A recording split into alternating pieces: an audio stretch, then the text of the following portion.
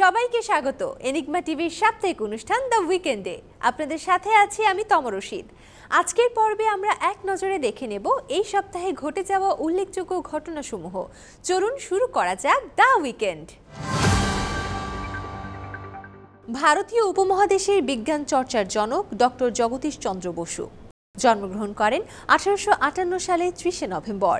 তিনি প্রথম মাইক্রোওয়েভ প্রযুক্তির উপর গবেষণা শুরু করেন, যার ফলশ্রুতিতে রেডিওর আবিষ্কার সম্ভব হয়। তিনি মাইক্রোওয়েভ রিসিভার এবং ট্রান্সমিটার তৈরি করেন এবং ক্রেস্কোগ্রাফ যন্ত্র উদ্ভাবন করেন, যা গাছের বৃদ্ধি পরিমাপ করতে ব্যবহৃত হয়। ডক্টর জগদীশ চন্দ্র বসু উদ্ভিদের সাড়া দেওয়ার ক্ষমতা নিয়ে গবেষণা করেন এবং প্রমাণ করেন যে গাছেরও জীবন আছে। তার গবেষণা উদ্ভিদ বিজ্ঞানে নতুন দিগন্ত উন্মোচন করে। বিশিষ্ট বিজ্ঞানী ডক্টর জগদীশ চন্দ্র বসু 1937 সালের 23 নভেম্বর মৃত্যুবরণ করেন। একটা সময় নারীরা যখন সমাজে বেশ কোণঠাসা ছিল, সে সময়ে পায়ে নুপুর জড়িয়ে অচলায়তন ভেঙেছিলেন এক নারী। তার নাম রাহিজা খানম ঝুনু। এই নৃত্যশিল্পী অধিক পরিচিত নৃত্যগুরু হিসেবে। তিনি 1960 সালে বাফায় নৃত্য শিক্ষক হিসেবে যোগদান করেন এবং 1998 সালে অধ্যক্ষ পদে দায়িত্ব গ্রহণ করেন।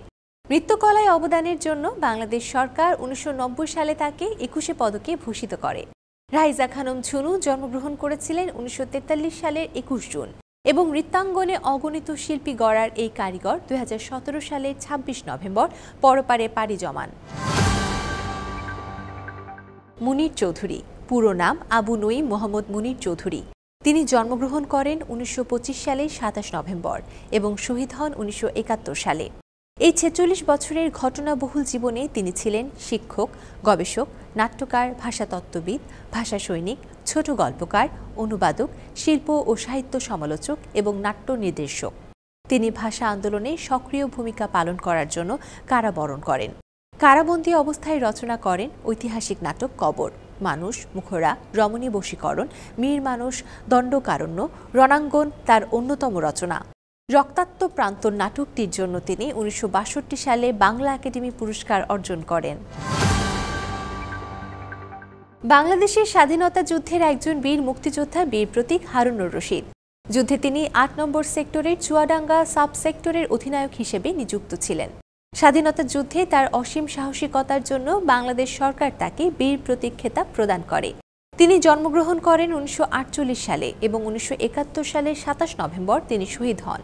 1973 সালে বাংলাদেশ সরকার তাকে বীর প্রতীক সম্মাননা প্রদান করেন। বাংলাদেশের বিশিষ্ট শিক্ষাবিদ এবং বুদ্ধিজীবী জাতীয় অধ্যাপক ডক্টর আব্দুর রাজ্জাক। তাকে অভিহিত করা হয় শিক্ষকদের শিক্ষক হিসেবে। 1914 সালে ঢাকা জেলায় তিনি জন্মগ্রহণ করেন।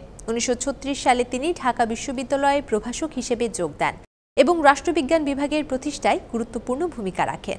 অধ্যাপক রাজ্জাকের জ্ঞানের পরিধি প্রাচ্যতত্ত্ব, ইতিহাস ও রাজনীতিতে বিস্তৃত ছিল। তিনি নিজের লেখা অনেক কম প্রকাশ করলেও তার অসাধারণ জ্ঞান ও প্রজ্ঞার জন্য কিংবদন্তির খ্যাতি অর্জন করেন।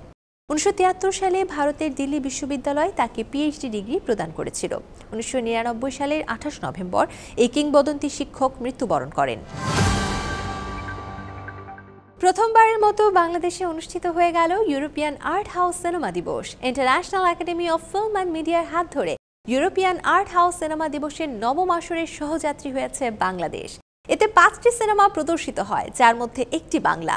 এই আয়োজনের সহযোগী হিসেবে ছিল আন্তর্জাতিক সংস্থা international confederation of art cinemas, যা বিশ্বব্যাপী বিকল্প চলচ্চিত্র প্রেক্ষাগৃহ এবং প্রদর্শনকারীদের প্রতিনিধিত্ব করে। চলচ্চিত্র প্রদর্শনী ছাড়াও আয়োজনের মধ্যে ছিল European art house cinemas and cinema context বাংলাদেশের শীর্ষক আলোচনা পর্ব সিনেটক। রাজধানীর আলিয়স ফ্রসেসদা ঢাকায় চলছে বাংলার ঐতিহ্যবাহী বাদ্যযন্ত্রের প্রদর্শনী নিরাময়ের ঐক্যতান। এই প্রদর্শনীতে প্রায় শতাধিক বাদ্যযন্ত্র স্থান পেয়েছে। রয়েছে ভিন্ন ভিন্ন ডিজাইনের 30টিরও বেশি দোতারা, একতারা রয়েছে 40-এর অধিক। এছাড়াও প্রদর্শনীতে রয়েছে 1842 সালের হাতে লেখা বেহুলা লখিন্দরের কাহিনী বিশহরীর পুঁথি। এ সকল কিছু সংগ্রহ করেছেন অবকল্পের প্রতিষ্ঠাতা এবং পরিচালক মোহাম্মদ জাকির হোসেন। প্রদর্শনীটি কিউরেট করেছেন চলচ্চিত্র নির্মাতা লুসি তৃপ্তি গোমেজ। প্রদর্শনীটি আগামী 29 নভেম্বর পর্যন্ত সবার জন্য উন্মুক্ত থাকবে, প্রতিদিন বিকেল 3টা থেকে রাত 9টা পর্যন্ত।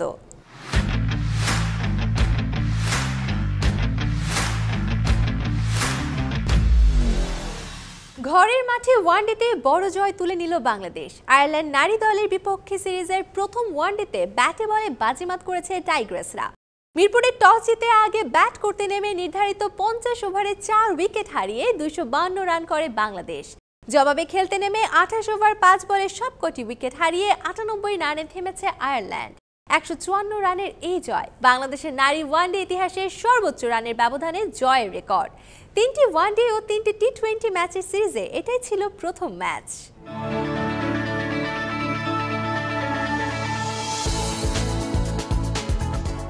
প্রকৃতিতে এখন শীতের আমেজ, প্রতিদিনই নামছে তাপমাত্রার পারদ। রাত থেকে ভোর পর্যন্ত সারা দেশের কোথাও কোথাও হালকা থেকে মাঝারি ধরনের কুয়াশাও পড়তে শুরু করেছে। আবহাওয়া অফিস আরও জানিয়েছে, আগামী 5 দিনের মধ্যে বৃষ্টিপাতের প্রবণতাও রয়েছে। এই ছিল আমাদের আজকের উইকেন্ডে। পরবর্তী পর্ব দেখার আমন্ত্রণ জানিয়ে আজকের মতো বিদায় নিচ্ছি। সবাই ভালো থাকবেন, সুস্থ থাকবেন এবং এনিগমা টিভির সাথেই থাকবেন।